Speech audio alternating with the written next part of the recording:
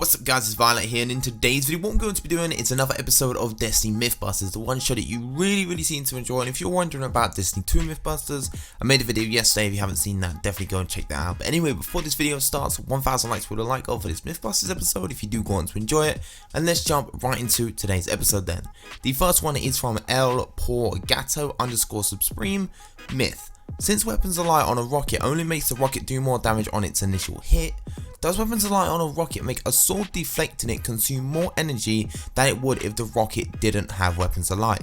So let's take a look.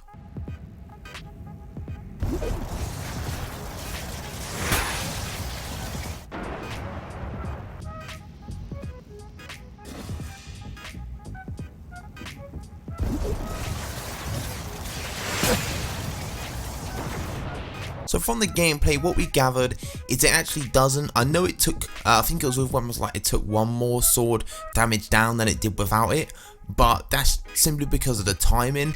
Obviously we can't get the timing pitch perfect, so it doesn't actually affect how much sword ammo you are consuming if the rocket didn't have weapons alight on anyway. So or if it did have weapons light on anyway. So that's kind of myth busted. Let's move on to the next one, which is from Hatch and Slash, and they say myth.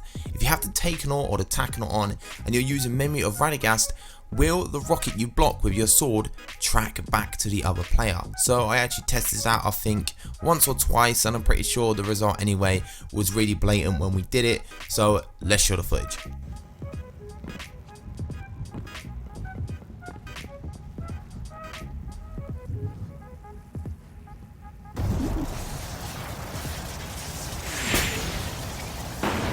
As we can see from that then, it doesn't actually track back. It would have been nice if it did, but you're not actually, because Takenaut, it makes rockets track when you have the helmet, and of course you're not actually firing a rocket, you're using your heavy sword to deflect the rocket back, so it won't make it track anyway.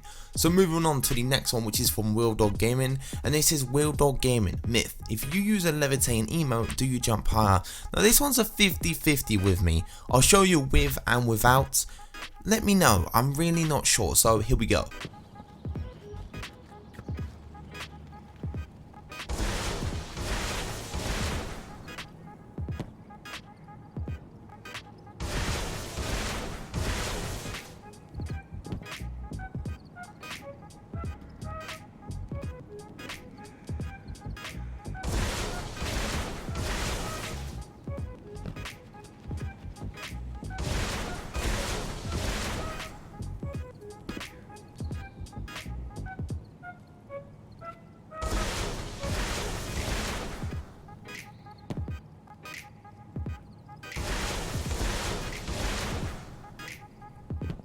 So from the footage, I like to say yes, it does a tiny bit, but sometimes it felt like it didn't. I really don't know. Maybe it does, maybe it doesn't. You guys are going to have to decide on this one, because it's really hard to judge for this one.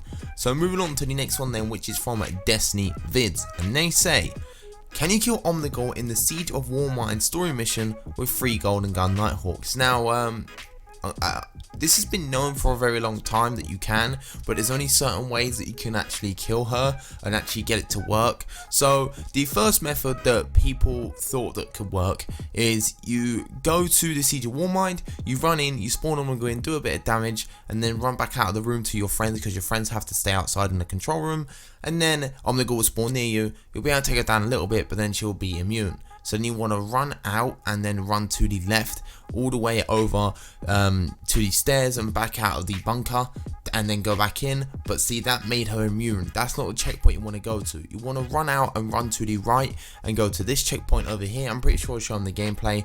And then once you come to this checkpoint and then come back, Omnigul is no longer immune and you can destroy her. And it's also funny because a lot of people in year 1 might not notice. If you see these acolytes at the bottom here, they're really strong, like insanely strong for a level, I think it was a level 18 acolyte. It took my friend like 6, 7 or even up to 10 heavy swipes with a raise light or a 400 light for one of them to go down. It was crazy. But yes, you can kill her in the Siege of Warmind story mission. Moving on to the next one then, which is from not actually wait, let me say something about the Siege Warman story mission, because maybe Destiny Vids wanted us to kill her inside the room. I'm pretty sure that's impossible. If that is what you wanted, try and comment down below in this video, and I'll try and maybe revisit it and try it like that, because I'll be honest, we didn't try that because I know there was a way to kill her without having to do it in the room, and I'm pretty sure you can't do it in the room anyway because she gets an immune shield, but you know, it could be possible. So moving on to the next one, which is from Nick, not Nick Reduce, and they say Myth. Instead of using weapons of light when reflecting a rocket, would the damage increase if the person shooting the rocket had weapons of light? So in my last Mythbusters video, someone commented down, if you use weapons of light and reflect a rocket back to someone while having weapons of light on, will it do more damage after you reflect it? And it didn't work. I'm gonna spoil it didn't work. You know, you can go see the other Mythbusters video if you want anyway, but it didn't work. I had weapons of light on, reflected it back, it didn't increase the rocket damage when I reflected it back to my friend. Now they want to know if my friend, the person shooting the rocket, has weapons of light on, will it then do more damage? So let's show the footage.